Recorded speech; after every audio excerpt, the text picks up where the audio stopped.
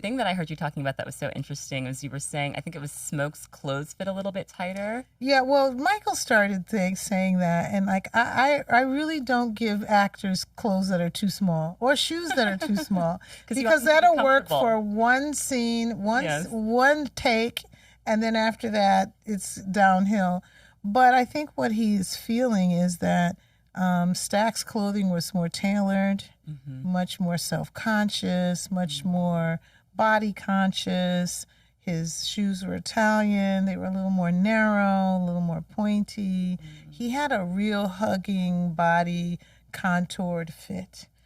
Smoke, on the other hand, he was a brawler. He was every man's man. He had all kinds of weapons under his jackets, and so his clothes had to be a little bigger. Yeah. So that when you, even though we do movie magic, he's not wearing all that stuff all the time, but you have to believe that when he pulls back his jacket and there are two guns under his armpits, that they plausibly could have been there. Right. So I can imagine when Michael changed from Smoke to Stack, he got into Stack's clothes, he said, "These are too tight. These are too small."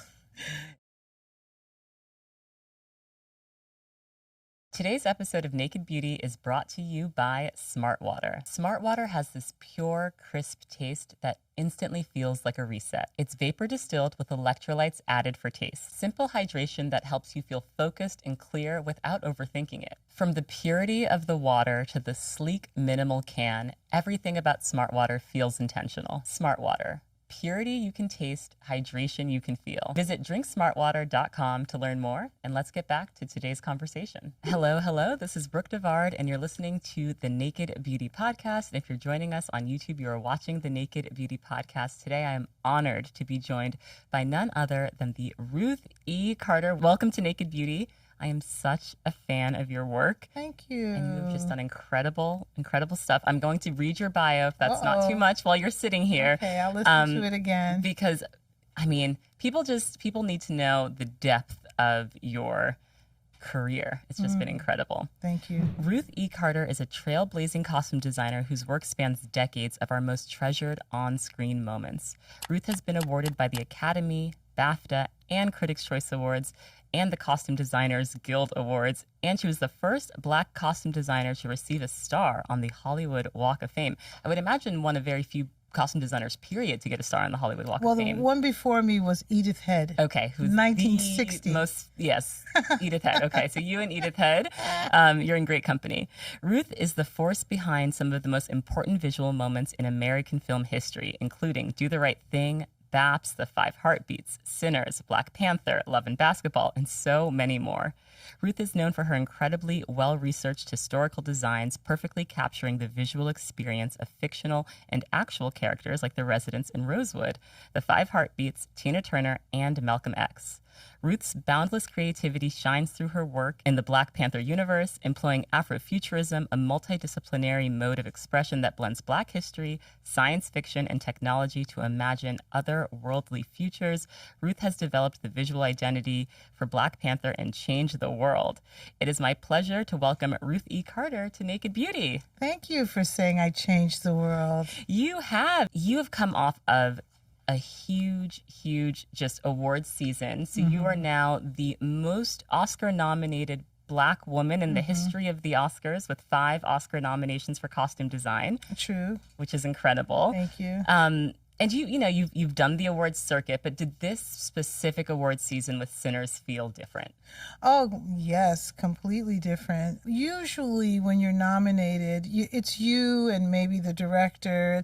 It's rare that it's such an ensemble. That we had 16 nominations, which was also historic. Yes. So to have made that film as an ensemble, as a team, as a filmmaking family, and then to have the nominations that we had across the board, editing, hair and makeup, it was so wonderful to share the awards and just the recognition with everyone, because we really did make the film together. Every film is made, as an ensemble, but that one really had to be. Yes, and Did you have a sense, because you've been on so many film sets throughout your career, did you have a sense while you were down in New Orleans making that film that this was going to be as nominated and loved and just celebrated as it was?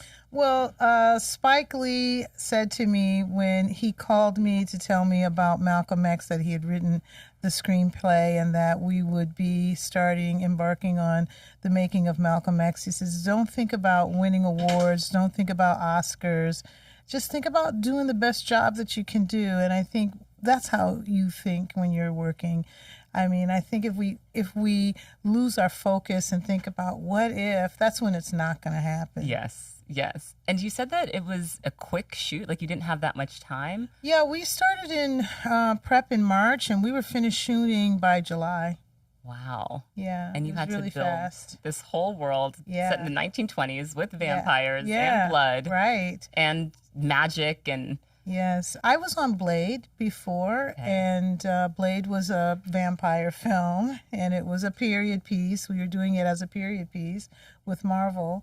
And after the actors and the writers' strike, it was shut down, and we had to kind of return everything. But we had a huge amount of clothing and costumes that we had created and made for the 1920s Louisiana. And then here comes Ryan after the strike was over, saying that he'd written a 1931 story about Mississippi and vampires.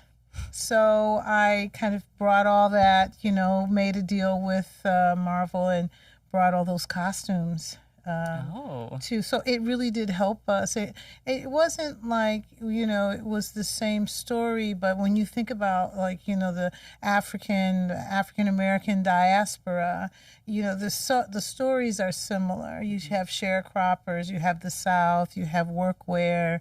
So a lot of that was, reconstituted and brought into Sinners. So I was really happy that happened because it was like I wasn't really prepping Blade. I was prepping for Sinners. Yes. I want to talk about where you grew up in Springfield, Massachusetts, because there's a very rich Black history there. Sure. And I'm curious how growing up in Springfield, Massachusetts just made you interested in history in general. Oh, wow. That's an interesting question. Well, it's the Northeast. I grew up in a small town, Springfield. We knew that the Underground Railroad was, part of our town. Frederick Douglass was, part of it. Basketball Hall of Fame, is right there. The birthplace of basketball. I think my days of a child reading Langston Hughes, Nikki Giovanni, Sonia Sanchez, all the poets and playwrights, and having access. There's great access in Massachusetts to Black studies is very strong in Massachusetts. And I was always at Amherst College or University of Massachusetts in the summers as a high school student in programs. And we were all enrichment programs. And that's what sparked kind of my interest in knowing more about, our origin story. Yes. I love hearing about all of the time you spent reading and in the library, because it's always the things that make you different as a kid or what make you interesting as an adult. I always say that. You talked about preparing for Malcolm X, and you saw that Malcolm X was in this correctional facility in Massachusetts. And you said, I'm going to write to this correctional facility and ask if I can go in and see his records, see his health records, see all of the records from when he was there as you were preparing for the Malcolm X film. Yes. Now, most costume designers don't go that extra mile, do they? I really wanted to be able to make, the right decisions about what he would choose in those times where it wasn't photographed. And so I thought that the best way to do that is to really understand, really personally his story. And the Department of Corrections gave me a date. I went to the 37th floor in Boston, Mass, and they sat files and files and files in front of me and said, there's a copy machine down the hall if you want to make copies of anything. And I knew I didn't have time to sit there and read it all. So I just brought the whole stack over to the copy machine and just copied and left with, you know, a treasure trove, honestly. Yes. I mean, that's the thing that's so interesting about costume design and why I'm so personally drawn to it, because I love film. My three favorite things: film, fashion, and beauty. Okay. And I think what's interesting about costume design is you're seeing the person at the specific time in their life, so everything communicates. You get to understand their emotional state, where they in terms of their health journey. Like, I think I'm wearing this aura ring. Yeah. I'm so not that girl that wears an aura ring, but I'm like, I have to, because I'm trying to track these your health things. So if someone sees me and they don't know anything about me, even just having this little aura ring on, that's part of you, says one, you know, it's a little bit of information. Yeah, it is. The costume is such a big part of telling the story, isn't it? Yeah, it is. I always ask the actors when they come into the fitting room, you know, why are you there? What makes this place and time important to this character? What's happening around their lives? What's the backstory? Have they done any work? Sometimes the actors have done a lot of work. Sometimes they haven't, and they're interested in the conversation. They're always interested in the conversation about the why. And it also helps me because I'm able to, like with Annie in Sinners, I'm able to like really bring her community into kind of her life and her existence. And maybe it's me I'm the only one that sees it, or the actor feels it, but it accomplishes a great deal for them in terms of portraying that character. And so, you know, you really want to tell the story, like the aura ring, but, you know, you add those little details. Yes, yes. So growing up, were you interested in beauty and fashion? Were you interested in movies? I was the anti-fashion. I came up during Madonna, mismatched earrings. But that's fashion. Yeah, that's Lisa Bonet, asymmetrical haircuts, and Jordache jeans. And I really liked grunge and punk. And, you know, I kind of went about it with a pair of scissors and some safety pins. I rebelled against the fashion as you know it, like, you know, the Chanel and the Dior. A lot of people think that I got into costume design because of a love for that kind of fashion, but it was actually the other way around. You know, I wanted to be creative, and I was always, you know, they call it repurposing, but I was always repurposing things and turning my jeans into skirts and, you know, using my imagination.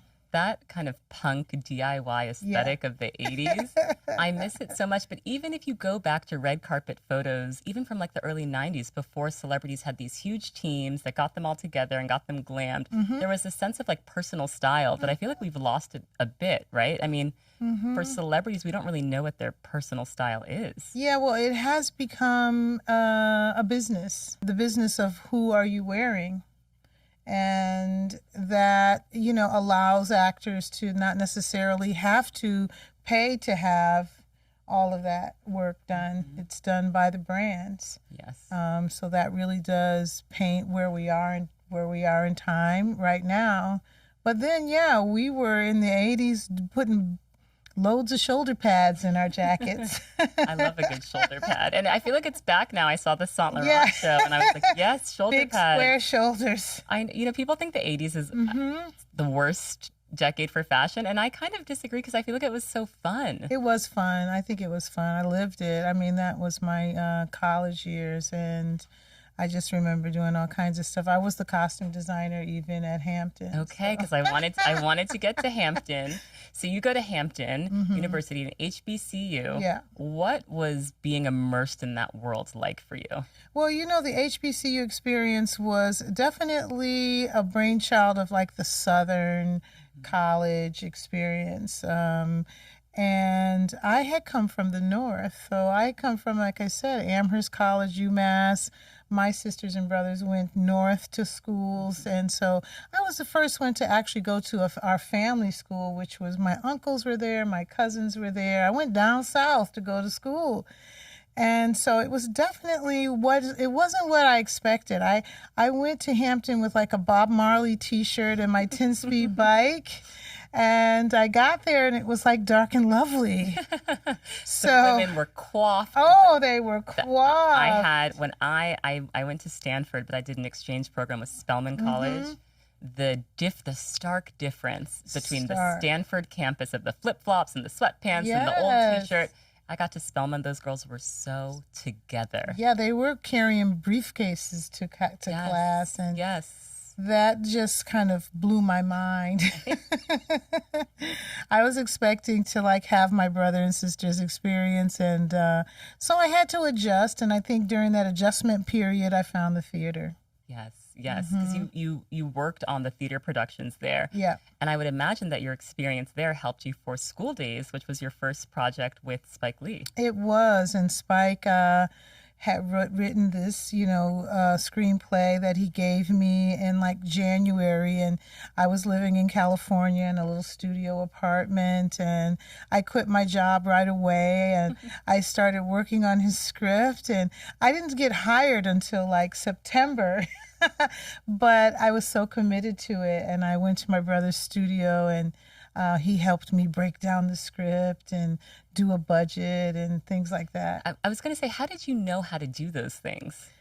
Well, because I was in theater at Hampton, I kind of knew how to break down a script and, what the character arcs were, because I was into acting as well. And so I was making choices like that within the script that Spike gave me, and character arcs for each character. And he enjoyed the kind of work that we put into his script. And he was always asking us to do a synopsis or something of the story that he could send out to breakdown services or something like that. We were doing it. It was me and Robbie Reed doing these synopsises for him. So we were definitely a filmmaking family and a team. Yes. I'm curious to hear more about your relationship with Spike Lee, because my mom was at Spelman. She was homecoming queen, Miss Maroon and White, which is like from Morehouse. Yeah. And he directed her homecoming film that like helped her win in 1979. That's amazing. I know. I'm like, Mom, you have to find this film. She has to. I know. I keep telling her she has to find it.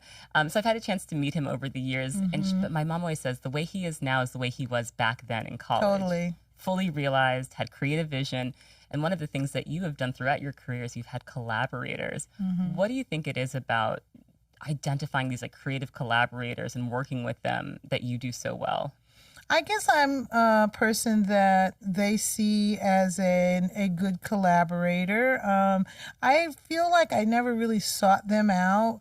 They sought me out. I was working on Lula Washington's dance studio. I was doing Otis Salid's Night for Dancing here in LA, and Spike came to see a performance and started talking to me about becoming a filmmaker. And John Singleton was at a panel that Spike and Robert Townsend were talking at, and I went to listen, and he caught me in the escalator and said, "Hey, I want you to do my film." And he was still a student at USC. Ryan, he invited me to Marvel, and I'd never done a superhero film before. Yeah. And how did it feel seeing the Marvel budgets for costume? Actually, we gave them the budget. Oh, period. Okay. Yeah, we have to give them the budget, and then they say that's too much, and then we go on the journey together. But these were people that I think looked at me like I had something to offer. I knew I had something to offer Ryan Coogler when he said he studied Spike's films in school. He was a huge fan of his work, and he was really happy to meet me. And it didn't matter anymore that I had never done a superhero film. I knew I had something to offer this young man, and I knew that he wanted some world building from me. In terms of being a good collaborator, you strike me as someone that is a good listener and someone that is thoughtful. Like you don't just speak without thinking. What role do you think listening plays in good creative collaboration? Oh, for sure. So because I'm like a person who dresses people, I have to listen to you. I have to hear a lot about like what your insecurities are. Do you think people sometimes are too in their head about their... Because sometimes I hear from people who are like, oh, my torso to arm length ratio. And I'm like, no one's looking at that. But yeah, I listen. That doesn't mean that I follow. Yes. But Yes. I listen because I need to kind of make you feel comfortable with what we're going to do together. Yes. So I want you to feel comfortable telling me those things, whether or not we dispel them or we use them as a part of the character. So, and also I think that directors sometimes we want to impress them with our ideas, and it's a collaboration. So we have to kind of take pause and let them kind of ingest what we are presenting and comment on it. It's really difficult to hold back, and you do need to sort of give them the floor and let them tell you what the creative ideas are because they're building the world alongside you, and it's really important that you understand where we're going, and they're the person to tell you. Yes. Now, do you have a line in terms of if an actor tries something on and they're like, I just don't like the way this looks, I don't look as good as I could look in this. Will you adapt and change the costume based on their feedback? I don't like to spiral. Yes. And sometimes I will stand next to you in the mirror, and we'll look in the mirror together, and I might say, think of it as outerwear. Think of it as a coat, or look at how it skims the body. Think about how she has worked so hard to buy this dress, and that sometimes things that are imperfect are perfect. So I will come next to you. I won't just turn around and flutter to the rack and find something else. Right. I really want you to kind of breathe. Yes. And think about it a little bit. And then I'm open to trying other things. Yes. I would imagine actors feel very safe with you. You're doing the technical skill, the artistic skill, but also kind of some like psychology work a little bit. My mom was a psychologist. Okay, so that's where it comes from. She was for the city of Springfield, and she knew everyone, and she knew their problems. So she'd see people and say, look at there's, Mr. Brown, he's got a nice shirt on today, and my brother and I would be really embarrassed, but she had great empathy for people. Malcolm X, I think one of the best films made of all time. The costumes are so incredible, and it spans the 1940s, 1950s, and 1960s. Yeah. An era of fashion that we have very much lost. What do you think, looking back at that time, and I've heard you talk about how important it was that Black people were presented with dignity and respect and just capturing that elegance. What do you think we could take from that time of fashion, the 40s, 50s, early 60s? I think that people took so much pride in the way that they dressed. You saw more suits on the street. You saw tailoring. Men wore hats. It was very sophisticated. And as we've kind of lost a little bit of the sophistication of the 40s and the 50s. During civil rights, there was a formality to the teachers' strike and Martin Luther King's marches. They wore the trench coats, they wore the hats, they sat at the lunch counters, completely dressed.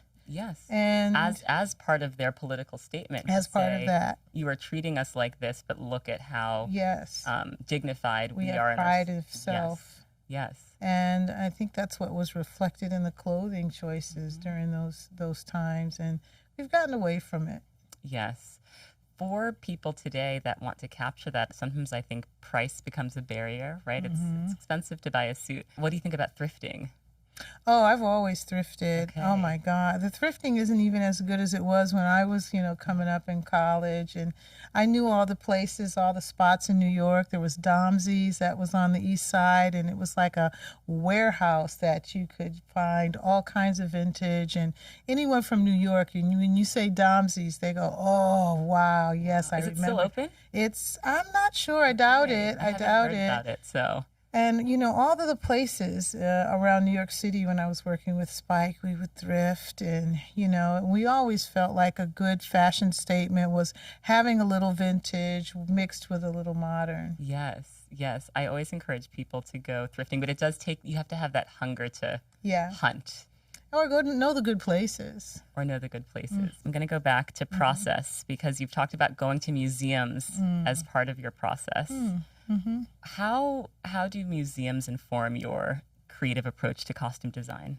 Well, museums have everything to offer. I mean, the sky is the limit. If you think about it, it gives you color palette, it gives you composition. When you look at art, it gives you great costumes. When you look at some of the great masters and you see the work, you see the velvets and the lace and the gorgeous colors. And, it's always something that I'm influenced by. Sometimes it's subconscious. But I keep myself abreast. I just was at LACMA. Nice. Touring all of the beautiful textiles, and I saw the Kuba cloth there, and beautiful. I want to do a Kuba cloth inspired piece for the project I'm on, and it's just like sometimes you just need a little inspiration to bring something unique to your film or your project, and the museums will do it. And sometimes even looking at other artists and say, wow, I'm sure everyone has said, wow, I think I can do that. When you look at a clothesline with clothespins and a basket, and it's all vintage, and that's in the museum. Like, wow, something as simple as that's telling a story about a time.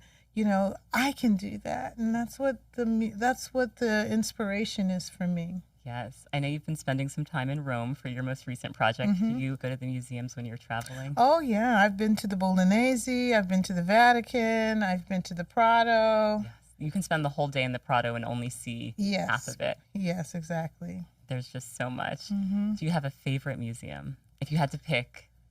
I actually like MoMA here. I love the Met.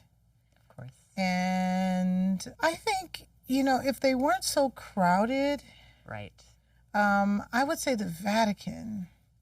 Because you can go to Egypt in the Vatican, you can see Raphael, you can go all over, and then they have contemporary there too. If it wasn't so doggone crowded, I feel like they could open up the Vatican. We've got Ruth E coming in. I need a day on my own. I need a week of my own. Yes. Yeah. A museum that I recently discovered the last time I went to Paris, the Musée de Quai Branly. Do you know this museum? Is it small? It's by the Pompidou. It's all indigenous and African. Ooh, I've heard of it, and I actually have images from it. It is incredible, and it's you just realize how much Western civilization is held up as like the ideal. And how much we're missing out on by not focusing on all of this incredible indigenous art and textile and culture. You're reminding me that's where I have to stop on my way back to Europe. Oh my gosh. Well, I'm so excited to see what that trip sparks for you. How much do you think about, because we're going to talk about B.A.P.S, we're going to talk about some of your incredible movies, but I'm so curious what your relationship is with hair and makeup, right? Because the beauty looks really inform the characters as well, and B.A.P.S is like kind of the extreme version of that. But for every movie you've done, right, the makeup choices, the hair choices, they tell so much about the character. So what's your relationship like with hair and makeup? Do they take cues from you? Do you work together? I think we work together. I don't claim to be a hairstylist, and there's some great ones. We had a really great hairstylist on Sinners who knew how to work with natural hair. Who was the hairstylist on Sinners? Shanika. Shanika. Okay, shout out to her. Yes. Oh, she was doing grooming for Michael B. Jordan for many years, right? Yes, probably so. Yes. Okay. Yes. And her team was like expert at natural hair, and they did some incredible things. But we're all watching each other's back. So when you have big days and you have a lot of people coming through, and sometimes the people that are hired in, they don't necessarily know what's coming, what costume's coming. So everything is out of order. You know, they are getting their hair done before they get dressed, and we're all watching to make sure that everything is in sync. Yes. And so that the person who puts on the indigenous tribal costume isn't in a 20s bob. Right. They all have to be in conversation. They all have to be in conversation. So I'm hyper vigilant where that's concerned, and I'm nice about it. I'm having fun, but I'm a watchful eye. A lot of times I miss what's happening on set because I'm making sure what's going to set is right, and that's where I can make a difference. Where when everyone's getting ready, by the time we get to set, it's a rush. It's way too late. So I like people to come to set and be really feel like they're prepared. As you're doing your sketches and thinking about the costumes, do you have hair in mind? Oh, we do sketches with hair. With hair, okay. Hair ideas. And sometimes it's funny when hair and makeup does come to the table. They've done their own research and they have a different idea about the hair, and you're like, hey, let me think about that. That's interesting. And so you adjust the sketch to the new hairstyle. It's good to sort of see a visual of how you can transform someone's look through hair, makeup, and costume. Yes. Okay, I'm going to ask about some specific looks.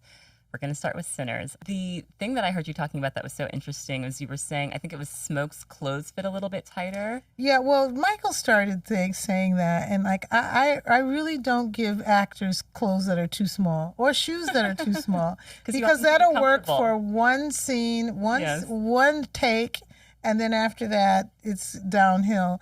But I think what he's feeling is that Stack's clothing was more tailored, much more self-conscious, much more body conscious. His shoes were Italian. They were a little more narrow, a little more pointy. He had a real hugging body, contoured fit. Smoke, on the other hand, he was a brawler. He was every man's man. He had all kinds of weapons under his jackets, and so his clothes had to be a little bigger. Yes. So that even though we do movie magic, he's not wearing all that stuff all the time, but you have to believe that when he pulls back his jacket and there are two guns under his armpits, that they plausibly could have been there. Right. So I can imagine when Michael changed and he did that several times during the course of shooting, from Smoke to Stack, he got into Stack's clothes. He said, these are too tight. These are too small. And also, our contemporary brains are not accustomed to tailoring sometimes. I think he more than most, but we still like things to fit loose. And that just was not a deal in the 20s. That was kind of what his gangster style kind of dictated. Yes. And even the distinction between Italian shoes versus spending more time with the Irish versus spending more time with the Italians, and how that all came through. Yeah, and Smoke wore a boot. He had a bigger toe box. It made even his walk different, and that's what Michael is talking about. He's talking about how the fit, how it felt. Yes. It felt like it was a half size too small. Right. And for Michael B. Jordan playing two different characters, I would imagine that costume became so important for him, right? To kind of inhabit and live in. Had you ever done anything like that where you had someone playing two different characters? Well, I feel like when I work with one actor a lot, like Sam Jackson, I've dressed him like in 5 different movies. Like I am dressing them as several characters. Denzel in the beginning days with Spike, dressing him as several characters, Wesley Snipes and Angela Bassett, and I repeat a lot of actors, and so like you're not gonna have the same kind of thoughts about it's a different character. So you're really trying to help them transform. So you kind of thought of Michael B. Jordan just playing two separate characters in the movie. Yes. Well, when he came into the fitting room, I had one side of the room was all blue, the other side of the room was all red tones, some burgundies, some cherries, so all the reds, all the blues. We started with Stack. And once he got the red hat that he wears, he was putting it on his head and looking at himself in the mirror. And Ryan walked in. And he just was like, that's the hat. That is it. That's Stack. And I think it did help the way Michael kind of carried himself with that hat. And it was really important to me that the brim was always perfect. We had a special case that we bought for it so that his dresser would keep it in that case. So it never buckled. It never wobbled. It was always perfect. Yes. And the intention around the color red representing being more kind of fiery and yes, all the things that red represents, but also heaven and hell.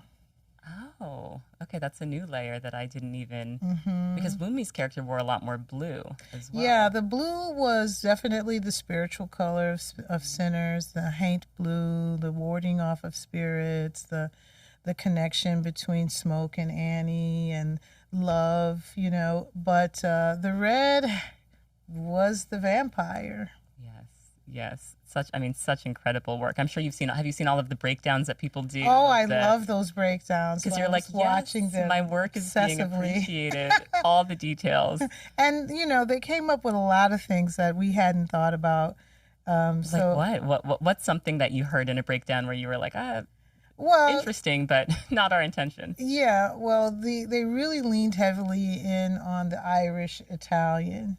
And they did work for the mob in Chicago, and that's the Irish and the Italian, and they really took that and down to the houndstooth suit that Smoke wore was just like an Irish tweed, but no, it was pretty much me getting in the world of blues and the period. Yes. Okay. Angela Bassett in What's Love Got to Do with It? So that black leather dress, which from what I understand, Tina Turner showed you the album cover. Yes, her CD cover. Her CD cover and said, I need you to make this. Can you make this for Angela? I was like, yes, ma'am. It's working tomorrow, but yes, ma'am, I'll be making that tonight. You had one day to make this leather dress. One evening. And working with leather is not easy either. No, you can't make a mistake. Wow. Yeah, so I had a team, and they made it. It seemed like it wasn't a problem. They got no sleep, but we did it. And, there were a few issues with it, and I remember being really nervous about it. But that morning, Tina was so excited. She had her wig that she wore during the What's Love Got to Do with It tour, and she was walking towards Angela's trailer, and I shouted out to her that I got the dress, and she told me to meet her over there. And then when I got there, I opened the door, and Angela was sitting on the floor in her trailer, and Tina was sitting behind her, plaiting her hair. Wow. And I remember thinking for a second, like, I should run and get a camera. Then you had to run and get a camera. You didn't have it in your pocket. In your pocket, yes. And I didn't, but Angela and I talk about it all the time because sometimes we can make up stories that we believe and like, did that really happen? So when I see Angela, I'm like, you remember that? She's like, I totally remember that. Yes. What was it like seeing Angela Bassett really become Tina Turner? I feel like I shepherd the actors to the stage, and I'm part of the transformation, and I make sure that, when they are embarking from their trailer to the set or to the stage, that it's my last opportunity to get it right and make sure that they feel good and it's perfect. And Angela was committed to playing the role of Tina Turner. She was so committed. And I was committed right alongside her. We had many moments in the trailer of, changing something at the last minute or really just kind of like understanding the scene and what she needed to feel like and look like, together. Yes. And I think it bonded us as costume designer, actress. I really wanted her to not focus on the clothes so much, to let me take care of it. And she really did. And so there's some moments in What's Love Got to Do with It that I cherish, because I can feel the synergy between us, and I can feel the magic. I can actually see the magic happening in the film. Yes, such a special movie. Teyana Taylor at the Met Gala. Now, I told you, Ruth, when you came in, I said, we needed you this year because they were slacking. They didn't bring it like they needed to bring it. But there were some really great moments, but I feel that they were so curated that you didn't see them on the carpet. You only really could appreciate them completely when they did the photographs. So you saw the wings emerge. You saw that amazing cape that Beyonce wore, but you saw how it was meant to be photographed. Right. And it's hard to appreciate it when it's walking up the steps. Well, when Teyana Taylor, she was one of the first people on the carpet walk, we appreciated it from the moment she hit the carpet in that zoot suit. That it was truly leaning into that theme of black tailoring, super fine, the dandyism of it, the exaggerated proportions. What was it like creating that look with Teyana? I knew exactly where it should go from the start, but I feel like the theme was so obscure in a way. There was criticisms about the theme, like, oh, it wasn't supposed to be dandyism. It's supposed to be, diasporic identity. And those are two different things. Very different. And I actually was a little bit disappointed that I didn't see more of the African American experience in America with dandyism with regards. There were some breakouts, there was some really wonderful ideas there, but then there was just more leaning into tailoring. Just tailoring. Yes. Yeah. And I was like, well, that's not a theme. Yes. Well, I mean, you could see your cinematic background and that lens of costume design. Yeah. It is a costume ball. It's a costume ball. Which I feel like people forget. It's not about wearing a beautiful gown. Yeah. It's a costume ball. Yeah, and I think a lot of people got it, though. Paul Tazewell. Yes. Who Janae Monet is just amazing. Yes. So it was a good year nonetheless, and I was on Thomas Crown Affair with Michael B. Jordan, so I flew back from London to get that together, and we had 2 hotel suites. One was a workroom, and the other one was where we had our fittings. I also did Jasmine Sullivan. Oh, wow. Okay. And so the 2 costumes were getting their final bits right there in Manhattan. Could someone convince you to do Met Gala again? No. I think because it has to come from so much, you have to have a corporation behind you. And I don't really want to share the credit. So I enjoyed doing it with Teyana Taylor because it was just her and I. Yes. And she kept piling things on. I want a do-rag, but I want my do-rag to also be the train of the and we were there, we were ready, we were making those adjustments, and it was fun to do it with her. Yes. Yeah. Seems like, again, a great creative collaboration. It was. People seek you out to create these things. Okay. B.A.P.S. 1997, not the most critically acclaimed film, but for me, in terms of Black beauty, culture, and fashion in such a moment, 1997 B.A.P.S. These 2 women leave Decatur, Georgia. They come to Los Angeles to realize their dreams. Yes. The looks in B.A.P.S. were so iconic. What was it like working on that film? Oh, that was also really fun. The late Natalie Desselle and Halle Berry. We were just having fun. Robert Townsend wrote it and directed it. And we weren't thinking about, fashion statements. We were just thinking about comedy. Yes. And they arrive in Los Angeles to go to an audition for a video.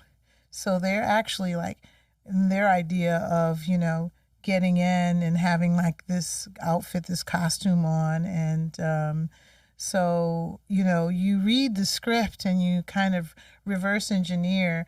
And you know that she gets to the mansion and she's in the bathroom and the bidet and the water is spewing everywhere. And so I thought, it would be great if she had a rubber catsuit on and just couldn't get her balance. Right. And so reverse engineering, we came up with that catsuit for Halle. it was a fun time. There were hair wars during that during the 90s where they would have hair competitions, and Kim Kimble, who's did Kim Kimble do the hair in Kim Kimble BAFTA? did the Bow Wow. Iconic. I think she won one of those hair war competitions, and she had like a helicopter propeller in like the hair. So, that was a creative time too. Yes, and just the nails, and again the big hair, and the leopard, and just there. But you know what I think is really interesting? Kind of very Cardi B. It's very Cardi B. I agree. It's very Cardi B, and I think that there's like this also interesting underlying story with B.A.P.S, which is around dressing for like the life you want, right? Like using clothing as a way to identify and realize and actualize what you want in life. Yeah. And they tried, they have that montage where they're trying on their classy clothes, and they go to a restaurant and they see Leon and they just lose it. So it's a fun film. It's very relatable. People actually dress up as B.A.P.S for Halloween. Oh, yes. I need to do that one year, actually. So do you get to keep any of the clothes? Like, do you have any of the B.A.P.S clothes in the archive? I don't have them in the archive, but I'm recreating them because I have an exhibition. So I've had the opportunity. Wait, where's your exhibition? It travels around the country. Right now it's in Philadelphia, at the museum there, African American Museum in Philadelphia. It's called Ruth E. Afrofuturism and Costume Design. And it's at its 8th museum. It goes every 6 months to a different place, and it's a great family experience. But it's my collection, and people didn't care about costumes or seeing them in museums, and I always felt very close to my costumes. After I did the Zoot Suits in Malcolm X, I didn't want them to just go into obscurity or be donated to a church. I really wanted to save them because they were kind of part of my artistic, thing. And so I started doing that and asking at the end. And so for The Butler and other films, I looked up one day and I had an exhibition. So I got together with SCAD Atlanta, of course, and they helped me mount it. Oh, that I must see that when it comes. Yeah, it has the Marvel costumes in it. We borrow the Marvel costumes. The Panther suit, Chadwick's Panther suit is in it. And incredible. It's pretty nice. You're often looking back or current day for costume design inspiration, but for Black Panther, it was really about this idea of looking into the future, understanding Afrofuturism. What was that process like? Well, I grew up understanding Afrofuturism. Yeah, reading Nikki Giovanni. Yeah, and my siblings and my best friend's siblings, they were always telling us about, the revolution will not be televised. So we was always looking forward to the future. And I think our diasporic identity, does stem around us having a connection with Africa in a positive way.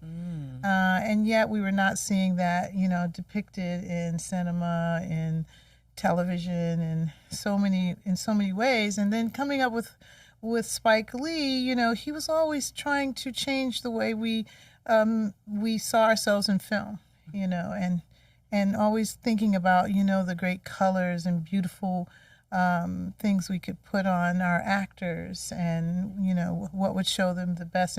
And also Ernest Dickerson was known for knowing how to light black skin, and he used gels and things, and so that was just always a part of my coming up and my identity. And so finally landing on Black Panther with Ryan Coogler, who had parents who were had diasporic identity, and imparted that on him as well. There was an unwritten language of what we wanted to see in that film and what Afrofuture really meant, and then coming together with Hannah Beekler and understanding like the sets and how Africa could look, and using the Marvel lens for technology and moving the needle forward. If there was no colonization, what would that look like? So, we were all kind of groomed to do that picture. Yes. And so by the time we came together, it was like, boom, boom, boom. I got this. I got that. What about this? Look at that. We could do this. Yes. And that's what made it really exciting to make. But it made it very confusing for a lot of other people who didn't understand it. They were like, what are they doing? What is this? Step aside, let them go. And, the birth of Black Panther. Which, were you prepared for the way it changed the world? No, I remember when the first trailer dropped. It was during the NBA All-Star game. And at intermission, they dropped the trailer. And I remember then people were tweeting a lot. And I tweeted something about the Himba tribe as an inspiration for the Dora. And then I started getting a fluttering of responses and other people retweeting and saying, the costume designer just said that she was like inspired by the Himba tribe. And then I knew this is going to be big. It's going to be big. And seeing especially just young people around the world say Wakanda forever and do the crisscross. It just like gives me chills to think about what it meant for us to see our people represented that way. And it made a connection. I think I went to Africa right before the film was actually released. And I would say, have you heard of Wakanda? They were like, they'd say Zamunda. I was like, nope, not coming to America. Oh, Uganda. Nope, not Uganda. Wakanda. And they hadn't. Some of them hadn't.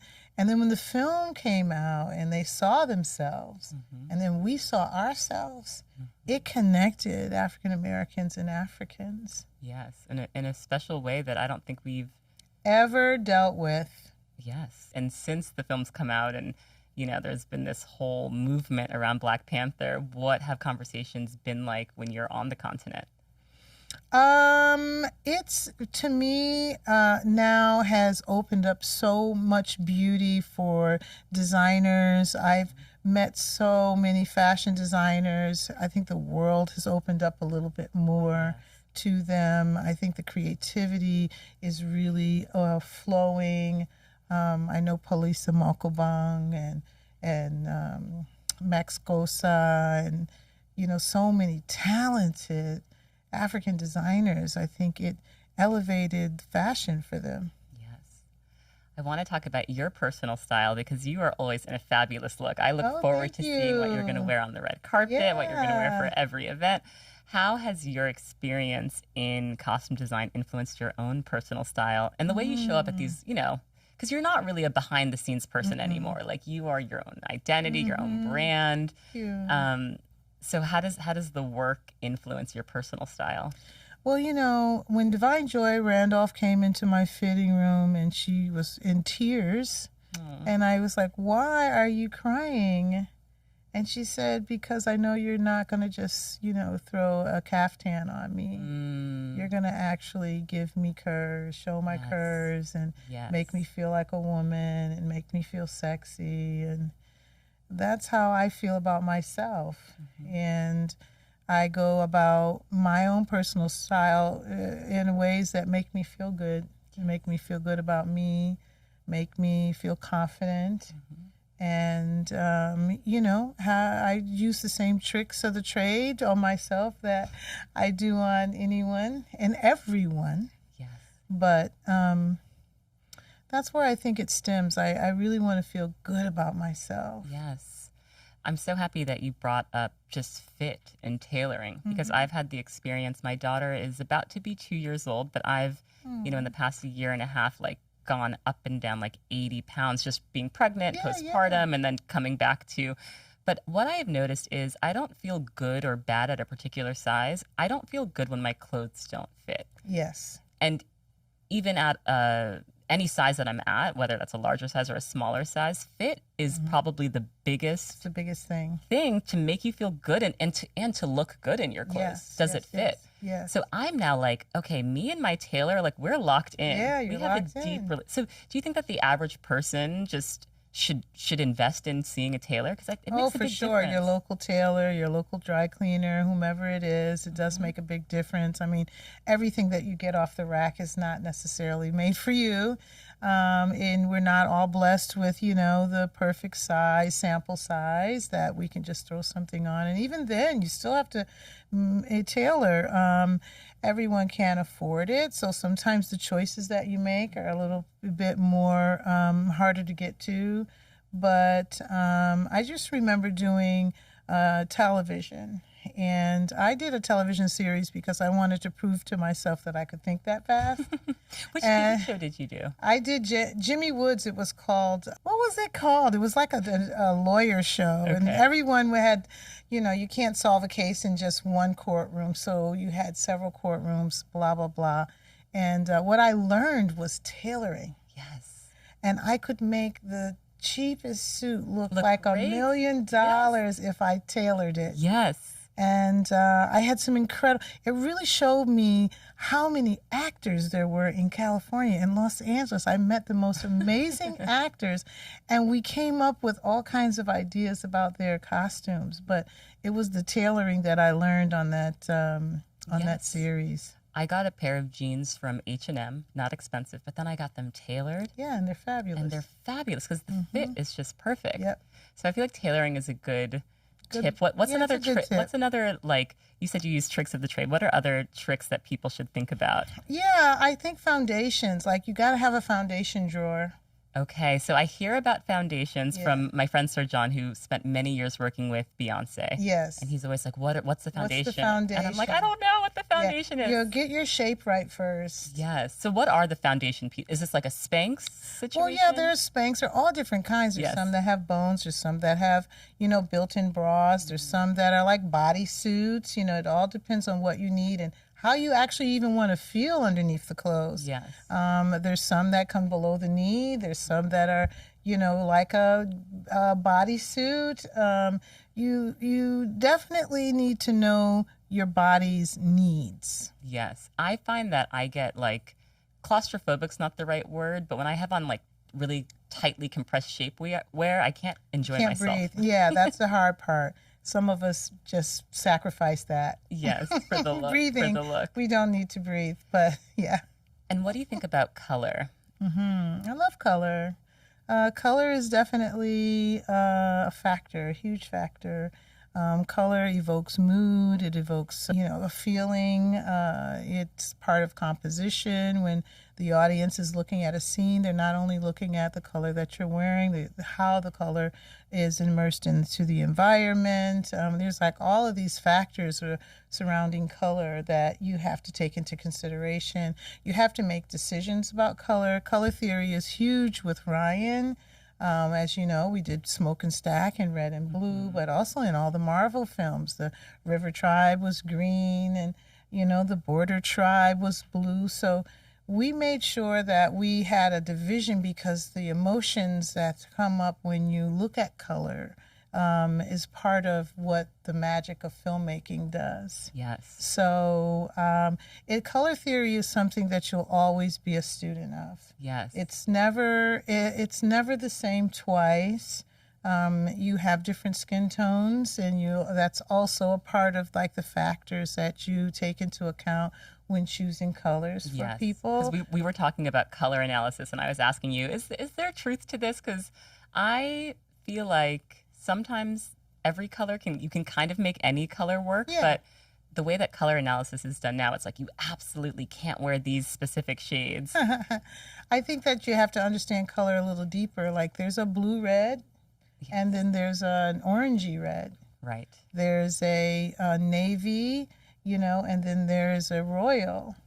So you just have to understand the colors and also the undertones. So the undertones help you understand why you can wear any color, because you have other colors too. How do you know your undertones, though? It's difficult. Well, I can see your undertones are yellows. Okay. And so that's my consideration with giving you color. I would look at, some of the colors that are compatible with this, your brown skin tone with the undertones of the yellow. So you probably can wear like army greens. Love an army green. Yes, and blues like you're wearing. Yes. But yellow can be tricky because it has to be like a very like warm, like saffron. Yes, turmeric. Exactly, because it's giving you the red, and red is probably amazing on you. Yes. Oh, thank you. Do you have your go-to colors? I like greens. Brings out your eyes. Oh, yeah, maybe so. I do love greens because greens are compatible. It's like nature. You can wear all kinds of greens.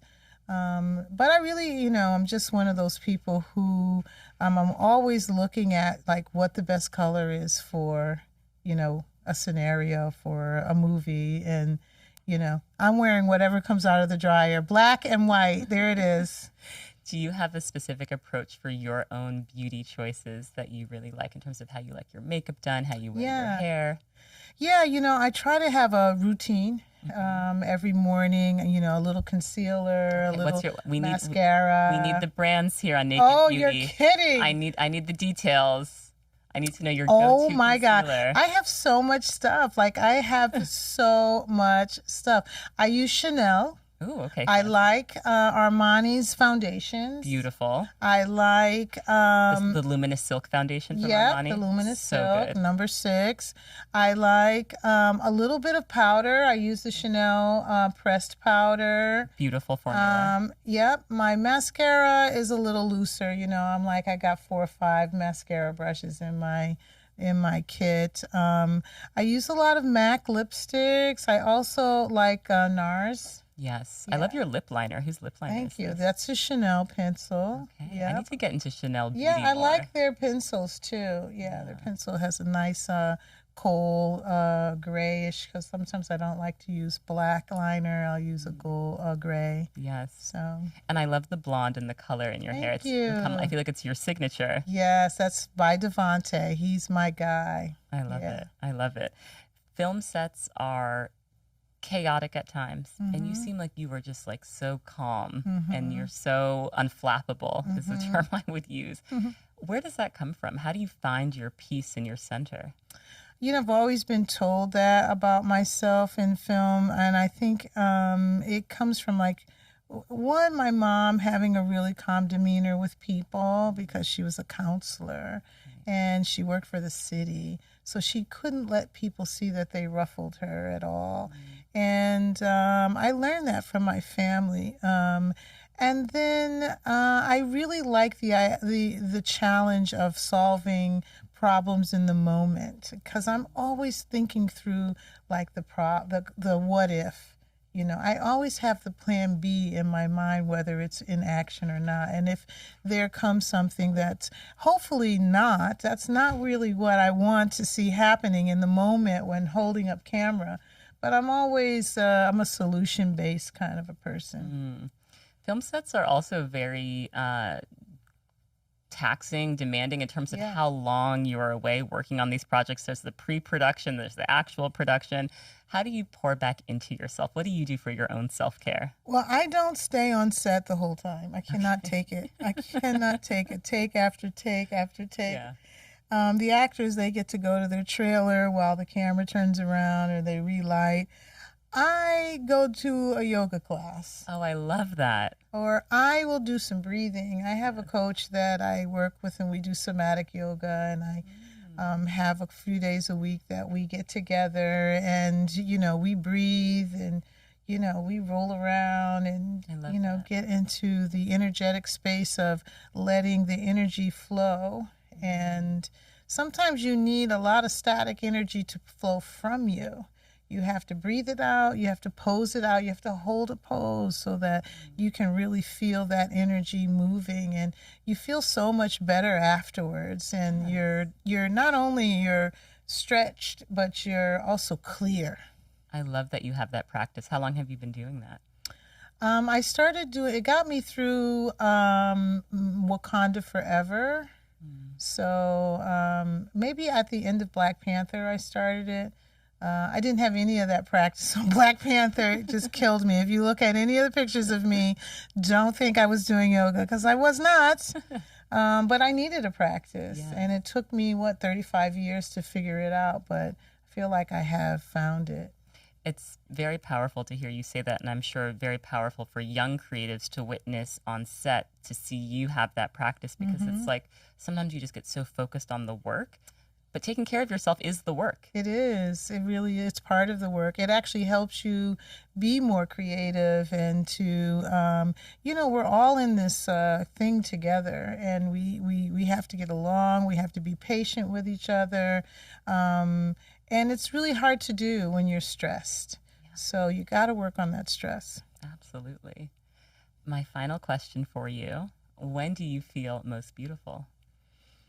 Oh, that's nice. I feel most beautiful when I am aligned, and that alignment happens after a film is completed, and I'm home with my loved one, and I'm able to, walk to the corner and get a coffee, and I'm in my loose clothes, and I feel healthy, wealthy, wise. Oh, I love it. I love it. Ruth, it's been such a pleasure hearing from you. You were like such a gem. I'm so grateful that you were able to share more of your story with us, and I just can't wait to see what's next. Thank you. Thanks for a great interview. Of course. All right. Thank you all so much for listening. Today's episode of Naked Beauty is made possible by Smart Water. There's something about that first sip of Smart Water. It's pure, it's crisp, and it gives you a second to reset. Smart Water is vapor distilled with electrolytes added for taste. Simple, refreshing hydration that doesn't ask for attention but makes a difference you can feel. It's the kind of water you reach for when you want to stay clear, focused, and present wherever the day takes you. I love that it's effortless, pure tasting with a crisp finish every time. Even the bottle reflects that same clarity. Sleek, minimal, and intentionally designed. Smart Water fits into the moments where you want to feel your best, refreshed, centered, and ready for whatever's ahead. Smart Water. Purity you taste, hydration you feel. Visit drinksmartwater.com to learn more.